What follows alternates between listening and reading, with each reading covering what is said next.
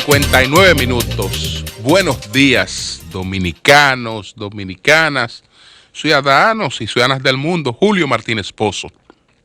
Los comentarios de los temas más importantes en el programa de mayor influencia de la radio y la televisión nacional. En este martes 22 de agosto del año 2018, buenos días a todo el equipo del Sol de la Mañana. Buenos días, Marilena Núñez, Oli Matos, buenos días a Anibelca Rosario, Eury Cabral, José La Luz, Melton Pineda, Don Amaury Saibar. Buenos días a nuestros colegas de 5 a 7 de la mañana. Buenos días, Humberto Paniagua, Andrés Martínez, Luis Ramírez. Buenos días a Daris Terrero, Joselito Félix. En Santiago de los Caballeros, Ramón Paulino. Así late la ciudad, corazón. Manuel González Manegonte, nuestro catedrático del sector agropecuario. Rafael Díaz, nuestro cronista deportivo. Helen Gil, nuestra productora. Lea Jiménez, nuestra coordinadora. Buenos días a Joa Bernal. Buenos días a todo el equipo de Telefuturo Canal 23 y a toda su teleaudiencia en todo el territorio de la República Dominicana y en el exterior del país. Buenos días a todos y a todas. Entonces, señores, en primer lugar, entre otros temas importantes que abordamos en el día de hoy, quiero referirme a lo ocurrido ayer en la octava sala penal del Distrito Nacional, donde se dirimía hasta ayer una demanda por supuesta difamación e injuria presentada por el abogado Johnny Portorreal y la Central del Derecho contra la periodista Anibelca Rosario y la emisora Sol. Entonces, en el día de ayer, el abogado Johnny Portorreal decidió retirar pues estas querellas. Las querellas contra Anibelca Rosario y la querella contra Sol. Un paso inteligente porque eso era una soberana pérdida de tiempo. Desde un principio,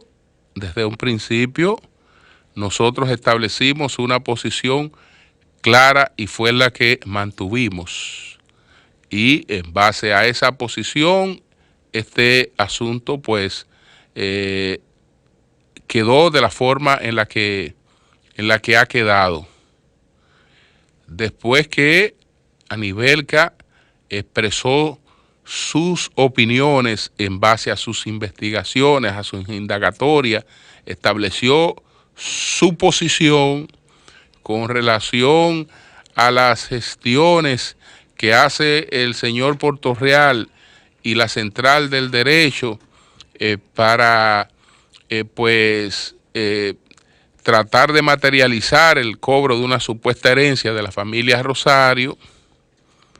Después que ella expresó su posición, que es el producto de sus indagatorias, nosotros dijimos que este señor pues tiene con nosotros un espacio disponible para él expresar su posición. La única condición es que usted no puede ir a ninguna parte a irrespetar a las personas que están en ese lugar. Esa es la única condición. Ahora, para nosotros el irrespeto no es diferencia de opinión.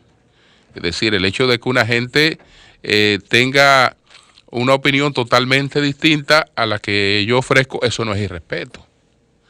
Entonces, ayer este señor pues entendió eso. No hubo un acuerdo suscrito, no hay un documento, no hay una una situación entre las partes, pero claro que hay un acuerdo. Claro que hubo un acuerdo. Entonces, el retiro puro y simple de estas querellas, y en algún momento se coordinará una participación de este señor o de cualquiera que represente esta entidad o que esté con lo que ellos están haciendo, que vengan y ofrezcan sus explicaciones sobre lo que ellos están haciendo, cuál es su historia, cuáles son los fundamentos de las cosas que han estado haciendo, y cómo las autoridades dominicanas han estado haciendo una investigación sobre esas gestiones que él hace. Bueno, pues entonces que las autoridades determinen ya finalmente cuál es la verdad detrás de todo esto. Yo creo que el periodista cumple con su deber cuando dice lo que piensa, y sobre todo cuando lo que piensa lo ha planteado, ha avalado en una investigación. No obstante, el periodista ni es fiscal ni es juez. Y si ya un asunto está en manos de la justicia, pues que la justicia tome su decisión cuando usted ya ha expresado claramente su opinión, y este acuerdo no ni de cerca incluye una retractación por parte del periodista o de la periodista, sobre la base de que si la persona entiende que lo que ha dicho está basado en sus indagatorias y que no ha mentido, que no se ha apartado de la verdad, pues no va a incurrir en una retractación. Entonces, la solución de este caso, y en esto hay que reconocer el rol jugado por el doctor Manuel Sierra, que en este proceso formaba parte de los abogados de Anibelca Rosario, pues incidió bastante en este proceso de conciliación de ese caso. Entonces, esa es la situación. Este señor retiró pura y simplemente ambas querellas. Retiró ambas querellas, y entonces en algún momento ustedes escucharán alguna participación de él o de una representación de la entidad en la que él está exponiendo sus argumentos. Ese es nuestro compromiso, y nosotros somos gente de palabra. Entonces, Amaury. El sol de la mañana. El sol de la mañana. Sol 106.5. Bien, señores, son las 7:07. Entonces, el juez de atención permanente, el juez José Alejandro Vargas, en el día de ayer impuso una medida de coerción a José Luis Asilis, al empresario José Luis Asilis, que no lo priva totalmente de su libertad, la limita, porque Asilis estará en prisión domiciliaria, estará con brazalete, tiene pues un aporte económico que realizar en este caso, porque se habló de 5 millones de pesos, y el caso fue puesto, entonces fue enviado al segundo juzgado de la instrucción para continuar con este proceso. ¿Qué fue lo que hizo el juez José Alejandro Vargas? Bueno, darle curso al proceso. Para darle curso al proceso, este señor no tiene que estar en una prisión, no tiene que estar en una prisión, aunque está preso, pero no está en no está en un recinto carcelario, estará en su residencia, en la residencia que haya escogido, para eso, que pudiera ser incluso su residencia de metro, su residencia aquí en Santo Domingo, la que él haya escogido, estará pues en prisión domiciliaria, pero el proceso sigue intacto. El proceso sigue intacto, la investigación sigue su curso y ahora está en manos del segundo juzgado de la instrucción. La decisión, desde mi punto de vista, es correcta. El señor Arcilis no representa peligro de fuga, ningún peligro de fuga.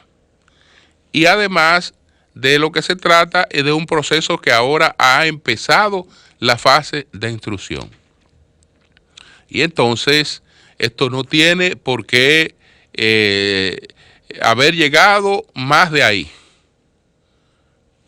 Cuando veo la decisión que se ha tomado en este caso, que, repito, creo que es la decisión correcta, entonces creo que en el caso de los empresarios que tienen el tema de los tres brazos, la decisión debió ser similar.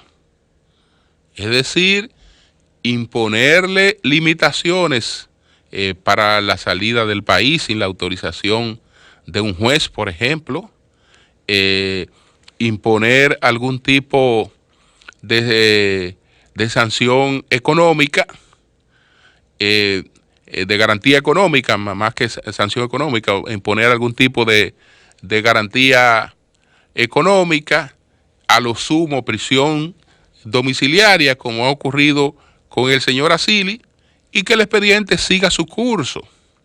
Sobre todo cuando en el caso de los tres brazos, el magistrado Alejandro Vargas, que fue el mismo magistrado que ha tratado este caso, dijo que ahora está pendiente una decisión del Tribunal Constitucional para ver si Corde estaba o no en la obligación de enviar este tema al Congreso.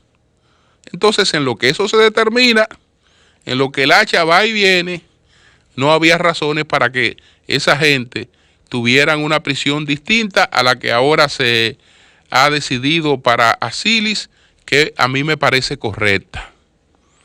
Pero además, fíjense que estoy ligando dos temas que tienen un cierto parecido,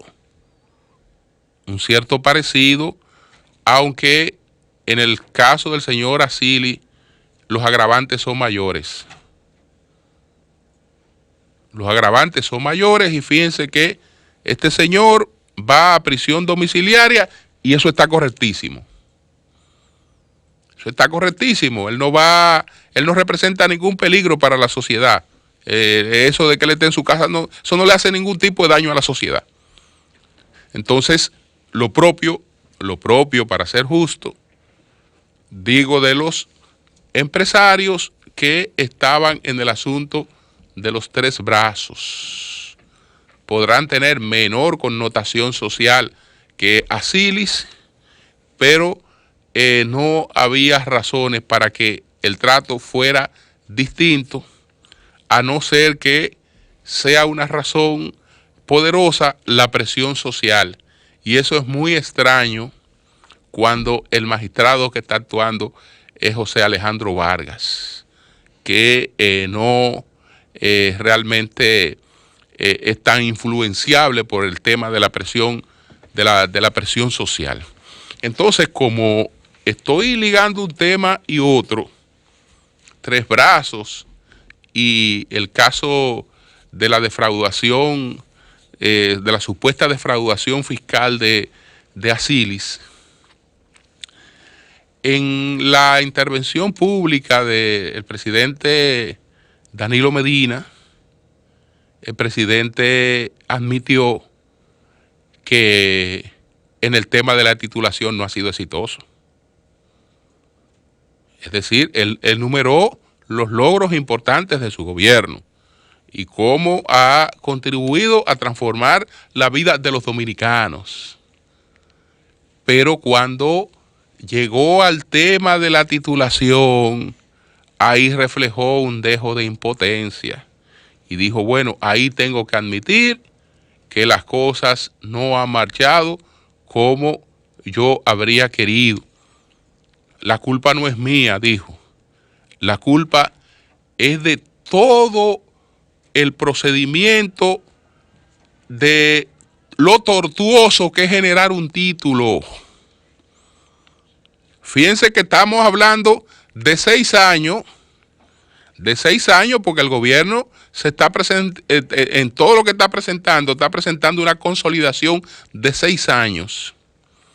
Y en esa consolidación de 6 años, aquella promesa que Danilo Medina hizo en el sol de la mañana, él no era presidente de la República, pero era candidato presidencial.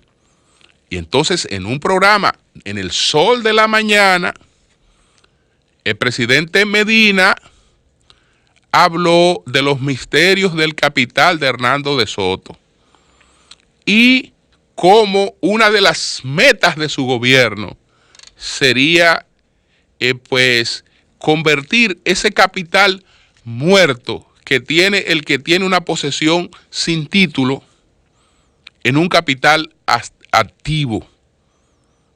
Y 6 años después admite que en ese tema no ha tenido éxito. No ha tenido los logros que él esperaba. Y desde luego no lo ha tenido por lo que he explicado aquí en el manejo del sentido común, que caracteriza muchos de los enfoques que trato de hacer.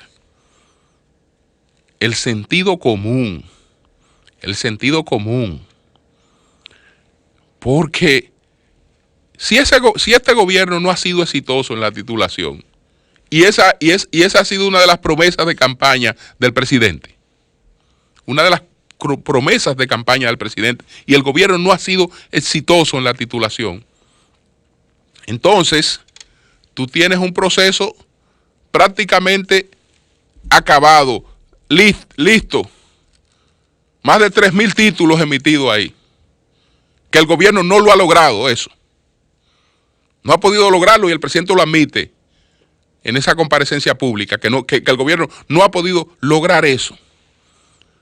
Entonces, ¿cómo yo voy a solucionar ese problema? Vamos a solucionarlo con sentido común.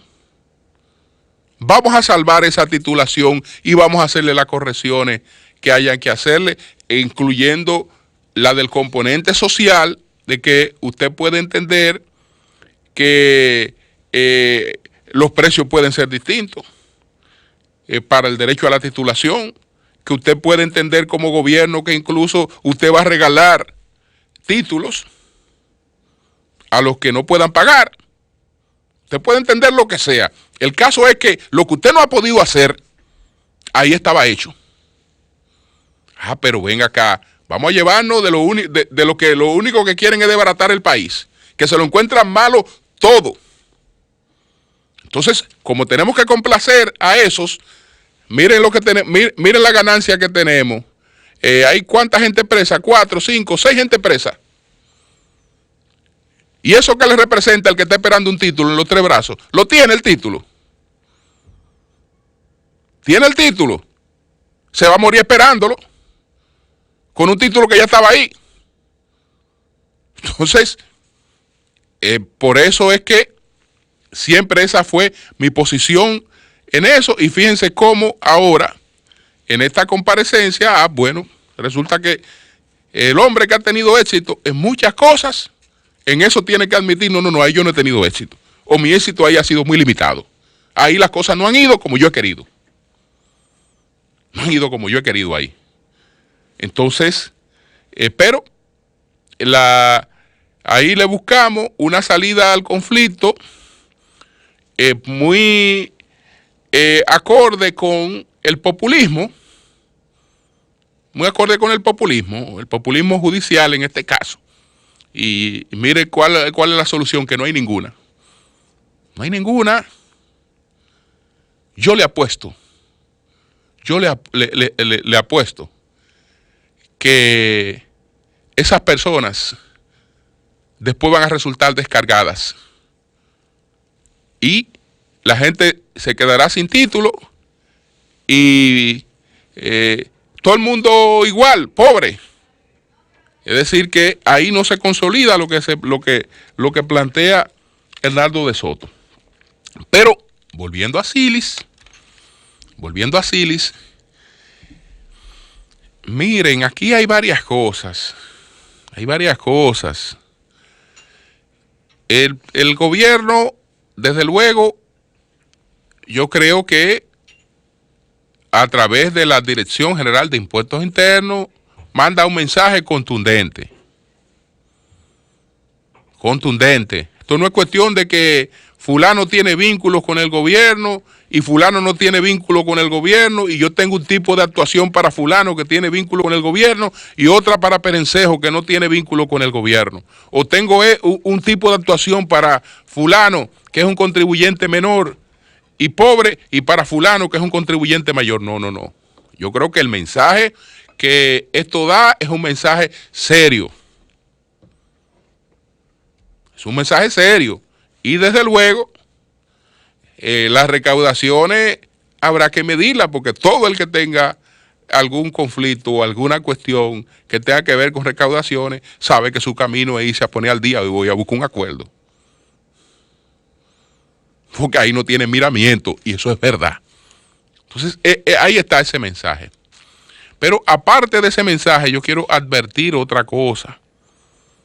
Porque además de las cosas que están en el expediente, al que hice referencia en el día de ayer, que lo tengo a mano, etcétera, pero este no es el tribunal. Además de esto, es decir, de que este señor está acusado de defraudación fiscal, porque para no pagar impuestos traspasaba los bienes de una compañía del mismo a otra compañía del mismo y vivía haciendo unos rejuegos ahí para evadir los pagos de los impuestos. Incurrió en el delito de retención de ITEVIS, que ya eso no es, el ITEVIS no es solo una responsabilidad moral porque yo tengo que pagar 3 pesos que me corresponden pagarlo y yo no lo estoy pagando. No, es que yo me cogí los 3 pesos que fulano pagó que no son míos, que son del Estado. Ya eso incluso tiene otra connotación, eso es un crimen. Entonces, además de estas cuestiones que ya son varios cientos de millones de pesos, ahí eso debe estar cerca de los 500 millones de pesos. Está un tema que las autoridades tienen que tomarlo en cuenta. Ahí hay un tema también de interés social. ¿Qué pasa con Metro? Me refiero al proyecto de Metro Country Club. Esa no es para muchas personas la inversión en una segunda vivienda,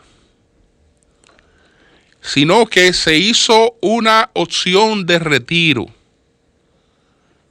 de personas que incluso esa es su primer vivienda y tal vez su única vivienda. Señores, de ayer para acá, yo he recibido una cantidad de llamadas y de personas que me han expuesto situaciones distintas, que la puedo coger al azar. Pero si a este señor le van a llover demandas por decenas, que entonces el Estado Dominicano tiene que tomar eso en cuenta, porque es que la cantidad de personas que hay enganchadas es grande. Esto fue, por ejemplo, uno de los mensajes que recibí. No me voy a referir a la abogada ni a su oficina, pero dice: buen día, Julio. solo como dato. Yo llevo una querella contra Silly por estafar a una persona. Yo le pondría por supuestamente estafar a una persona. Pero ella me pone por estafar a una persona. Y en ese caso hay 3 afectados. Le vendió un inmueble que nunca entregó. Y ese señor pagó $157,000 y no tiene hoy en día ni apartamento ni dinero. Entonces hay otro caso de una señora que está enferma y perdió $90,000. De lo mismo. La justicia nada hace. Entonces, anoche hablaba con un distinguido abogado y me dice, mira Julio, pero que yo tengo 6 o 7 casos y la historia que me hace no es de gente, no es de gente que tenía una segunda vivienda, porque ahora se ha dado un conflicto. Las personas tenían una carta constancia, por ejemplo, personas que tenían viviendas en metro, tenían una carta constancia. Entonces está en el proceso difícil al que se refirió Danilo Medina de la generación de un título. Que eso es difícil para cualquiera. Y un pobre no tiene los mecanismos de hacerlo por sí solo. Entonces, ¿qué pasa? Para generar el título a una parte del proyecto de metro, entonces hay que hacer un deslinde. Pero después que yo he comprado, que tengo mi carta de constancia, ¿ustedes saben a nombre de quién salió el deslinde? A nombre de Metro Country Club. Y resulta que Metro tiene 80,000 demandas encima. Entonces, yo tengo mi cosita ahí de retiro, que estoy ya un viejo retirado, vaina, vine y estoy aquí, comprado mi cosa y ahora entonces han salido los títulos, pero los títulos están embargados. Pero esos títulos no son del señor Asili. Pues yo le pagué mi cuarto a Asili hace tiempo. Y así hay una cantidad de enredos particulares, pues grande. Entonces, ojalá que haya una oportunidad, algún plan. Como este hombre ha sido un genio en la parte inmobiliaria, ha sido realmente un desarrollador y a mí me apena que esté pasando por la situación que está pasando. Vamos a ver si a él se le pregunta, ven acá, ¿y cuál es el plan? Para que tú cumplas con el Estado, pero y con toda esta cantidad de gente que está enganchada. Que frente a la que el gobierno no puede ser indiferente, el Estado no puede ser indiferente frente a la suerte de esa gente. Y hay una cantidad importante. Y la propia justicia también. La propia justicia, que ahora se ha movido, pero tenía muchos casos ahí que no lo movía ni hacía nada. Entonces, esa es una situación, señores, que no está nada fácil. El sol de la mañana. El sol de la mañana. Bueno, a mí me preguntaban el sábado, el domingo, ven acá, y que el presidente que va a hablar, que reelección, que no reelección, que va a definir. Digo, el presidente no va a definir ese tema, porque hay una ley de partido, hay una serie de cuestiones que le permiten ganar tiempo, y además porque ese tema también tiene otras condicionantes. Yo creo en algunos aspectos, porque uno a veces no conoce tanto, ¿no? Pero el Danilo que yo conozco, ya una vez pensaba igual y no fue así, pero el que yo conozco, yo no creo que esté pensando en una tercera reelección. Yo no creo que él esté pensando en eso. Hay otras situaciones que, bueno, humanamente debe estarla pensando. Esa cuestión de una jubilación secula seculorum, no, espérate, eso debe ser otra cosa. Eso debe ser otra cosa, pero yo no tenía ninguna expectativa. Yo sabía que lo de que se iba a definir, es que eso era sencillamente un buen recurso de promoción, pero que ahí ese tema no quedaba definido. Ahora, ¿por qué refiero esto? Para adelantarme a lo que puede ocurrir el 26 en la actividad del doctor Leonel Fernández. El que quiera, yo no apuesto, pero bueno. ¿Va Leonel Fernández a anunciar su aspiración o se va a lanzar el 26? No se va a lanzar. No va a anunciar su aspiración a retornar al poder en el 26. No puede hacerlo en esa actividad. No puede hacerlo, como Danilo no podía hacerlo en esta presentación que se organizó el fin de semana. No podía hacerlo. Entonces, ¿por qué Leonel no puede hacerlo? Las razones para mí son tres, por las que ahí habrá un acto contundente, una demostración de músculo, etcétera, etcétera, pero que eso buscará la vuelta retórica de decir que tiene la fuerza para aspirar, pero de ahí anunciar la aspiración hay una distancia. Tres razones básicas, y yo guiándome del sentido común, que dice Isaiah Berlin, que es una de las herramientas más importantes en el análisis y en la vida. ¿Por qué Leonel no va a anunciar aspiración ahí? ¿Por qué esa no va a ser su plataforma de lanzamiento? Número uno, hay una ley de partidos frente a la que una persona que aspira a la presidencia de la República con posibilidades reales no puede declararse un insubordinado, una persona que se coloca por encima de lo que plantea una ley. No lo va a hacer. Incluso esta actividad se concibió en un marco en el que esa ley no estaba todavía promulgada. Pero esa no es la razón más importante. Esa es una. La razón más importante es la segunda. Es un suicidio lanzar una aspiración de manera tan temprana. ¿Por qué razón? Pues si Leonel se proclama aspirante presidencial el día 26 de agosto de manera tan temprana, Leonel sabe que se convirtió en el centro de ataque de distintos flancos. No.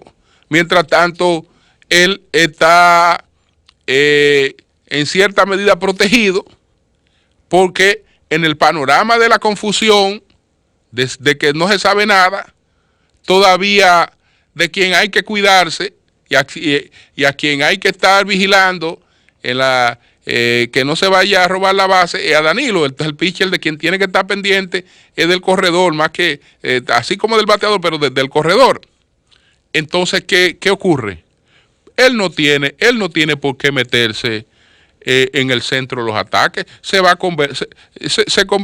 convertiría en el centro de ataque de manera muy temprana, y eso expone a cualquier aspiración a un desgaste. Esa es la segunda razón. La tercera es que, bueno, él ha calentado por las mismas circunstancias que ha atravesado, ha tenido que moverse con tiempo, pero proclamarse candidato o aspirante o precandidato desde el 26 de agosto son ya unos meses de activismo que se lo puede ahorrar, porque nadie puede proclamar que aspira para el otro día entonces quedarse sentado en la fundación, o me voy de viaje, o hago esto, o hago aquello. El que aspira y anuncia un proyecto, y sobre todo si tú convocas una cuestión multitudinaria para hacer el anuncio, entonces ya el otro día tú arrancas con una programación que no se detiene hasta que no ganaste las elecciones. Y eso es demasiado temprano. Entonces no, ahí no habrá anuncio. Como no lo iba a ver en esta presentación de este fin de semana, ahí no habrá anuncio de esa naturaleza. Sí, una demostración de fuerza, y vamos a ver cómo en su retórica, y Leonel es un maestro en eso, Leonel le busca la vuelta, porque también tiene un problema de que lleva a unas gentes ahí que van con unas expectativas. Porque la gente que va ahí va a escuchar que él aspira. Pero resulta que él lo va a llevar ahí y probablemente no puede decirle que aspira. Ni podrá decirle que aspira, entonces buscará la manera de que salgan entusiasmados sin él anunciar formalmente una aspiración. No la va a anunciar por estas razones de sentido común que he enumerado a Mauri Jaiván.